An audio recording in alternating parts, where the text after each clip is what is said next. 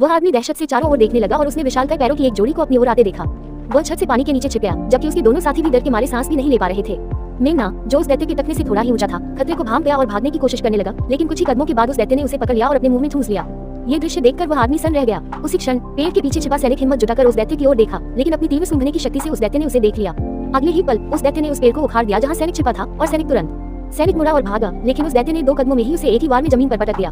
फिर उस दैत्य ने सैनिक को पकड़ा और जाने की तैयारी करने लगा, लेकिन तभी पास में छिपे एक व्यक्ति ने तलवार से उसके पैर में वार कर दिया। उस दैत्य ने उस व्यक्ति को लात मारकर दूर फेंक दिया, फिर उसके पैर से तलवार निकाली, बेहोश सैनिक को उठाया और अकड़ते हुए चला गया। इसी बीच पानी में छिपे जैक ने अपने 2 साथियों को दैत्य द्वारा पकड़े जाते देखा और उन्हें बचाने की उम्मीद में तेजी से उनके पीछे चल पड़ा। काफी देर तक पीछा करने के बाद जैक दैत्यों की दुनिया में पहुंच गया, जहाँ कई दैत्य रहते थे। जिन 2 मनुष्यों को अभी पकड़ा गया था, उन्हें दैत्य यहाँ लाकर जमीन पर लिटा दिया गया था। उनकी राजकुमारी को पास ही एक पिंजरे में कैद कर दिया गया था। तभी दैत्य सरदार ने एक मनुष्य को पकड़ा और जब उसने आत्मसमर्पण करने से इनकार कर दिया तो उसने उसे दैत्यों को सौंप दिया और वापस चला गया। इसी बीच जैक चुपके से अंदर घुस गया और दैत्यों को अंदर जाते हुए देखा। उसने एक धीमे चलने वाले दैत्य का पीछा करने का फैसला किया, लेकिन रास्ते में 2 और दैत्य आ गए, जिससे उसे जल्दी से एक दरार में छिपना पड़ा। दैत्यों के चले जाने के बाद जैक को जमीन पर किसी मनुष्य की कोई चीज मिली, जिससे वह सोचने लगा। इसी बीच दैत्य सेनापति ने पहले सैनिक को खाने के बाद पास में आ गया एक सैनिक से पूछताछ शुरू की, जिसने कहा कि उसने उस मनुष्य को पकड़ा था और केवल वही उसे खा सकता है। सेनापति ने तुरंत अपना गदा उठाया और उस पर प्रहार किया, जिससे तेजी से भाग रहा दैत्य जमीन पर गिर पड़ा। जैसे ही सेनापति उसे ऊपर बुलाने का आदेश देने ही वाला था, अचानक उसे रोक दिया गया और दानव रास्ता बनाने के लिए हट गए। तभी मुकुट पहने एक व्यक्ति उनके सामने प्रकट हुआ। पता चला कि यह मुकुट दानवों के हृदयों की समान ही उत्पत्ति का था। मुकुट को अस्वीकार करना अपने अस्तित्व को अस्वीकार करने के समान था। मुकुट के अत्यधिक दबाव से सभी भयभीत हो गए, यहाँ तक कि सेनापति भी उस व्यक्ति के आदेश पर घुटने टेकने से पहले बस एक पल के लिए ही संभल पाया।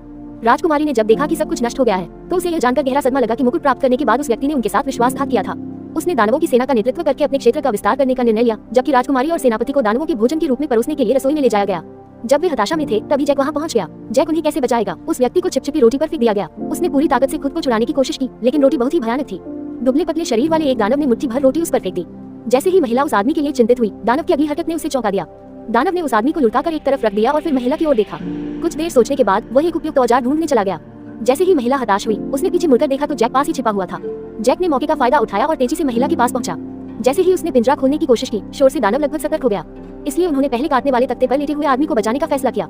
उसके पास पहुंचकर जैक ने उसे छुड़ाने में मदद करने के लिए अपना खंजर निकाला, लेकिन ऊपर देखते ही उसने दानव को औजारों के साथ आते देखा।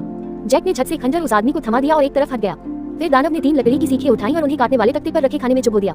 आदमी सदमे से जम गया। जब आदमी की बारी आई तो सौभाग्य से दानव ने गलत जगह पर चुभो दिया, जिससे वो चोट से बच गया। फिर दानव ने काटने वाला तख्ता उठाया और उसे ओवन में फेंक दिया और तुरंत ही अपनी शानदार चाकूबाजी से खाने के टुकड़े काटने लगा। तभी दानव की नजर उस स्त्री पर पड़ी और उसने पिंजरा खोलकर उसे पकड़ लिया और काटने वाले तख्ते पर लेटा दिया। उसी समय जैक रस्सी की मदद से लोहे की फ्रेम पर जत गया।